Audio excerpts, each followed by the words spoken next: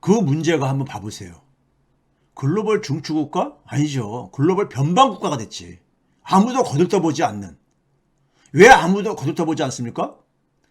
미국과 일본의 얘기하는 걸 보게 되면 한국이 어떻게 움직일 거라는 것을 다 예측이 가능하기 때문에 굳이 만날 필요가 없죠. 한국의 독자적인 목소리가 그러니까 존재하지 않는다는 걸 보여주는 거죠. 그리고 정부가 결정하는 하나의 메커니즘을 보게 되면 이건 아프리카 부족국가 수준이죠. 아프리카의 부족국가들한테는 죄송한 표현이지만은. 자, 그 상징적인 사건이 최근에도 있었죠. 11월 16일부터 18일 샌프란시스코에서 열린 에이펙 정상회의에서 우리가 많이 이것도 보도가 됐던 거죠. 중국의 시진핑이 바이든은 4시간을 만났어요. 기시다는 65분을 만났습니다. 윤석열은 3분 만났습니다. 예? 이게 현실이라 이거죠. 바이든과 기시든이 윤석열하고 만남도 그냥 형식적인 만남으로 그냥 그러니까 사진 찍고 이런 걸로. 더 이상 할 얘기가 없으니까. 윤석열의 그러니까는 저거는 다 어쨌든 간에 이제 효과를 다 빼먹었으니까. 더 이상 만날 정상이 시간을 투입하는 거는요. 국가 이익을 성과를 만들어내기 위해서 투입하는 겁니다. 예? 그 사람들이 뭐 친한 친구라서 이렇게 시간을 많이 투입하는 거 아니에요. 그 다음에 11월 27일 날 유엔에서 안보리 회의가 있었죠. 안보리 회의가 있었잖아요. 여기서 중국과 러시아는 한국을 공격했습니다. 한국을 공격했어. 한반도 충돌 가능성을 윤석열 정권이 먼저 그러니까는 네? 야기하고 있다 이거죠. 네? 이게 문재인 정권에서는 이런 일이 없었잖아요. 근데 문제는 뭐냐면 우리가 이렇게 적대시하는 중국과 러시아와 미국과 일본과 호주 등은 접촉을 확대하고 있잖아요. 확대하고 있잖아요. 우리는 소위 말해서 왕따 되고 있고요. 자, 여기까지를 봤을 때 우리가 대한민국 정부가 얼마나 무능한 정부인가를 거기다가 뭐냐면 김디올 우리 시중에 해자하고 있는 김디올 그러니까 소위 말해서 명품 소위 뇌물 이 도덕성이 붕괴지요. 정권의 도덕성 붕괴예요. 이걸로 윤석열 정권은 사실상 식물 권력으로 저는 전락했다고 봅니다.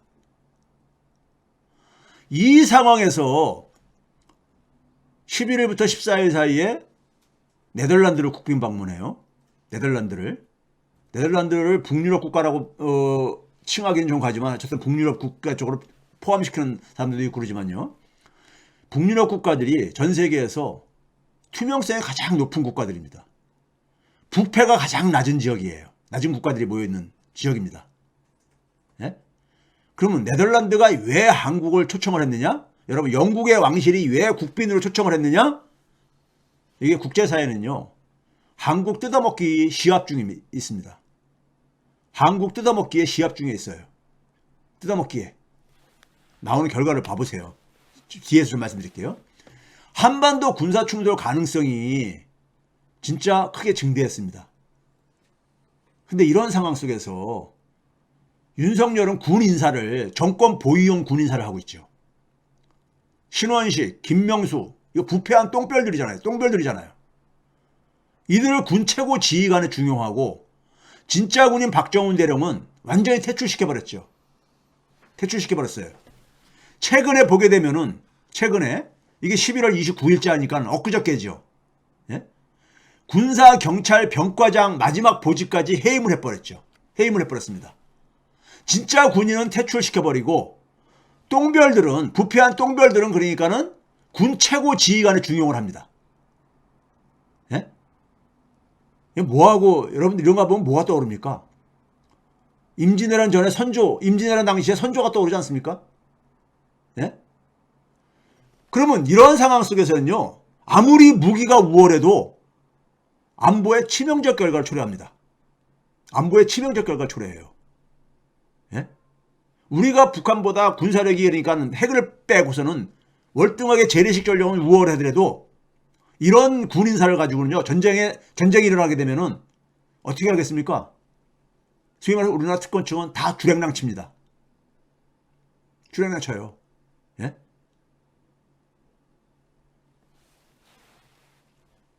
자, 정권 보유용 군인사를 하고 있잖아요. 그렇죠? 이게 안보의 가장 치명적인, 그러니까 지금 모습입니다. 안보의 치명적인 모습인 거예요. 지금 봐보세요. 우크라이나 전쟁, 그 다음에 중동, 이 상황 속에서 한반도까지 이 불안정이 지금 그러니까는 증대하고 있는 거잖아요. 증대하고 있는 거예요. 예? 지금 남북이 지금 군사적인 충돌이 언제든지 일어날 수 있는 굉장히 위험한 상황으로 전개됐잖아요. 지금요. 9.19 합의 파기가 진행됨으로써요. 그렇죠? 그러다 보니까 중국과 러시아가 한반도 군사 충돌 가능성의 책임을 한국에다가 떠넘기면서 비난을 하고 있잖아요. 불안정하게 만들고 있다. 한반도의 상황을. 거기다가 뭐냐면 국정원장이 지금 그러니까 갑자기 그러니까 이 퇴출됐죠. 그리고 후임 국정원장으로 떠오르는 사람이 이 정권 자체가 그렇지만은 전두환을 지지하는, 전두환이 여러분들 젊으신 분들은 잘 모르겠지만은 대법원에서 확정 판결 받은 사람입니다. 반란과 내란수괴죄로. 내란수괴가 뭐냐면요, 국가 반역자라는 얘기인 겁니다. 반란과 내란이라는 것은요, 거기에 수괴 최고 책임자라는 거잖아요. 국가 반역자라는 얘기예요. 예? 가장 불명예스러운 거죠. 예?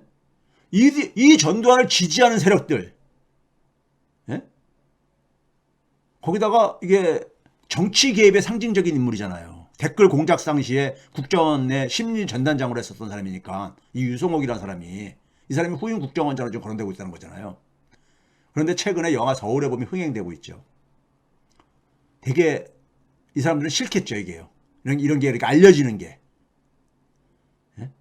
그 대한민국이 지금 이 특권층, 매판적 특권층은요, 국가 안보에 관심이 없다니까요. 국가 안보에 관심 없어요. 자기들 개인의 이익이 더 우선한다니까요. 더 위에 있다니까요. 자기들의 권력을 그러니까 유지하는 데 도움되는 그러니까 군 인사, 그리고 소위 말해서 정보 책임자도 그런 사람들인 거야. 소위 국내 정치에 그러니까는 국내 정치를 위해서 충성할 사람들을 국정원장으로 기용을 하는 것은 자기들 개인의 이익이죠. 사적인 이익, 국가 이익이 아니라. 박정훈 대령 공문이고요. 자, 제가 그랬죠. 네덜란드 초청하는 배경을 보게 되면요, 최근에 영국 왕실에서 국빈 초청했다고 막 설레발 쳤잖아요. 예? 이게 니케이 신문, 일본 니케이에서 보도한 거를 가지고 제가 그러면 좀 자세하게 내용이 보도가 나와 있길래 이걸 이제 인용을 자료를 선택했는데, 한국이 영국에다가 260억 달러를 투자하는 것이 이제 그러니까 밝혀졌어요. 260억 달러. 260억 달러면요, 35조 원이 넘는 겁니다. 35조 원이 넘는 거예요. 그러니까 지금 뭐냐면요, 조금 잠시 후에 미국을 얘기하겠지만은 서로가 한국 뜯어먹기, 지금 한국은 글로벌 호구가 된 거예요. 여기 보게 되면요, 한국이 210억 달러, 아니 210억 파운드, 그러니까 263억 달러죠. 263억 달러에 영국에 투자를 했는데, 어디다 투자를 하기로 했냐면요, 신재생 에너지하고 그 다음에 인프라 프로젝트, 사회 간접 자본 같은 거죠. 이런 거는 되게 누가 하는 겁니까? 정부가 하는 겁니다. 근데 영국도 작년에 국채 파동이 있었을 때 잠깐 소개했지만은, 영국도 정부 부채가 굉장히 높은 나라예요. 정부가 쓸 돈이 별로 없는 나라예요. 그러다 보니까는 정부가 해야 될 일에, 사업에 돈이 없다 보니까는 한국을 불러다가 여기다가 돈 투자하게 한 거예요. 예? 여기에 한국의 국부펀드가 97억 달러, 거의 100억 달러 가까운 돈을 여기다 투입을 했어요. 10년 동안에 걸쳐서 투입을 하기로 했어요. 예? 그러니까 지금 보게 되면은 여기에 그 다음에 민간 기업들이 여기 투자할 때 민간 기업들은 반대급부가 없겠습니까? 국내에서요? 예? 노출이 안 돼서 그렇지? 민간 기업들은 손실보는 건 안 하거든요. 그러니까 이게 영국에다가 아니 해외 나가서 우리가 대통령이 우리가 투자를 유치한다는 얘기는 그동안 우리가 익숙한 얘기잖아요. 근데 해외에 그러니까 투자를 오히려 돈을 투자하라고 그러니까 해외를 방문을 해. 그러니까 국빈 척청하지. 왕실이 나서서. 예? 영국 왕실이 한국을 못하라 그렇게 초청을 해야 하겠어요. 예? 돈을 그렇게 쏟아내겠다니까 초청을 하는 거죠. 이거를 그러니까 윤석열은 자기 개인의 그러니까는 인기를 위해서 포장을 해주고 언론들이 이거 만약에 문재인 정권이 이렇게 하겠다면 돈을 흥청망청 써야 된다고 예? 그랬을 거예요. 주한 미 대사관에서요. 그 얼마 전에 11월 17일 날에 발표를 하나 했어요. 한국에 있는 미국 대사관에서요. 예? 샌프란시스코에서 에이펙 정상회담이 열리는 그 즈음에 발표를 했어요. 뜬금없이 주한 미 대사관이 갑자기 2023년도 에이펙에 그러니까 성과들 해가지고 미국의 성과들 해가지고 발표를 하길래 궁금해가지고 이거는 되게 대사관이라는 것은 그 나라 정부의 이불 역할을 하는 거니까 그 나라 정부를 보면 되겠다 해가지고 미국 백악관에 들어가가지고 백악관에 보니까 그 전날에 발표한 게 있더라고요. 전날에 뭐냐면은 바이든 행정부가 자기 임기 중에 뭐냐면은 이 에이펙 국가들 아시아 태평양 그러니까 이 경제 정상회담이잖아요.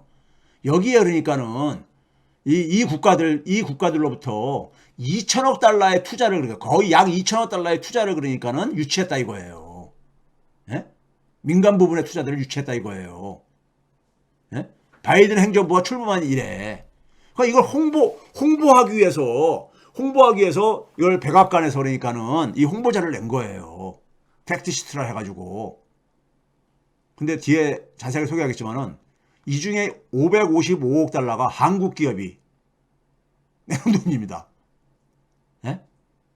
2천억 달러 중에서 555억 달러가 한국 기업이 낸 돈이에요. 예? 어느 정도 되느냐? 555억 달러면은 72조 원이 넘는 겁니다. 그러니까 아까 영국과 미국을 합쳐서 100조 원이 넘는 거예요. 예? 그 투자 유치한 기업들을 상세하게 백악관에서 상세하게 숫자들을 그러니까 다 소개를 했어요. 소개를 했어. 여기에 그러니까 아주 역사적인 투자로서는 그러니까 뭘 그랬냐면은 이 삼성이 그러니까 한 170억 달러 반도체와 관련해 가지고 예? 그 다음에 뭐냐면 이 그 삼성 이 삼성에도 저기 뭐가 있습니까? 저기 배터리 분야 사업하는 분야 있잖아요. 거기에 120억 달러. 예? 그래가지고 굉장히 많은 일자리를 창출에 기여했다 이거예요. 삼성이요. 예? 미국의 일자리 창출에. 이거 그러니까 백악관이 자랑하고 홍보하고 있는 거예요. 그 다음에 추가적인 투자를 해가지고 거기에 보게 되면 CS 윈드라고 한국에 그러니까는 이 그 풍력 터빈 엔진 만드는 여기서 그러니까 한 2억 달러 투자한 거. 한화가 그러니까 한 25억 달러 투자한 거. 조지아에. 그래가지고 일자리를 그러니까 한 2,500개 일자리를 만드는 LG화학이 그러니까 한 320억 달러 투자하고. 예? 그래서 850개 이상의 일자리를 가한다. 뭐 이런 얘기들. LG 에너지 솔루션이 LG 엔솔이라고 부르죠, 우리가요. 56억 달러를 투자. 그래서 2,800명 이상의 그러니까 일자리를 만든다. SK 하이닉스도 그러니까는 한 150억 달러를 투자했다. 이래가지고 백악관 홈페이지에 이런 내용이 걸려 있는 거예요. 2천억 달러 정도, 약 2천억 달러를 그러니까는 바이든 임기 중에 지금 유치했는데, 예? 에이펙 정상회담을 샌프란시스코에 열리면서 이런 거 하면서 이걸 통해서 미국이 얻는 게 뭐냐 막 이런 식으로 이제 갈 게 아닙니까 언론들에서. 그러니까 그거를 해명 겸 그걸 자랑하기 위해서 2천억 달러나 여기서 유치했다 이거예요. 2천억 달러나. 근데 그 중에서 555억 달러를 한국 기업에서 투자를 유치한 거라 이거예요. 그럼 얼마입니까 이게? 555억 달러면요. 4분의 1이 넘는 거잖아요. 4분의 1이 넘는 거잖아. 이 정도면 한국이 글로벌 호구죠 뭐. 글로벌 호구가 된 거죠. 그렇죠? 네덜란드에 가서 이번에 또 뭐 나오는 거 봐보세요. 예? 이게 전부 다 이게 뭐냐면은, 딱 보니까는, 이게 글로벌 호구구나. 예? 호구니까 영국도 그러니까 왕실이 초청해준다니까, 왕실이 초청받을 정도로 이걸 지지하는 지지층들에서는 이걸 되게 그러니까는 황송해하고 그러죠. 엄청난 자랑스러운 일로. 그거 초청해주고, 영국 정부가 해야 될 일을 대신해주고 있는 거예요. 영국 정부가 해야 될 일을. 그러는 사이에 대한민국은 지금 그러니까는 완전히 붕괴돼 가고 있죠. 그 대표적인 상징적인 사건이 출산율이 0.6명대까지 떨어질 것이다. 4분기에. 연말에. 이런 얘기가 지금 나오고 있는 것이고요. 그렇죠? 당연하죠. 거기다가 시간이 벌써 많이 지났네요. 안 나가겠습니다. 우리나라가 디지털 최고 정부였습니다. 문재인 정부 때까지요. OECD 국가 중에서 디지털 정부 소위 말해서 얼마나 성숙도를 측정하는 OECD 자료가 있는데 여기에서 1등이었었죠. 한국이요. 1등이었었습니다. 그런데 54시간 동안에 먹통사태가 국가행정전산망이 먹통사태가 일어났잖아요. 53시간이면 이틀이 넘는 시간이잖아요. 저는 이게 새로운 재난의 예고편이라고 봅니다. 새로운 재난의 예고편이죠. 예? 이거를 원인을 못 찾았다는 거 아닙니까? 이틀이 넘도록이요. 예? 이게 대한민국의 현 주소입니다. 시간 주소는.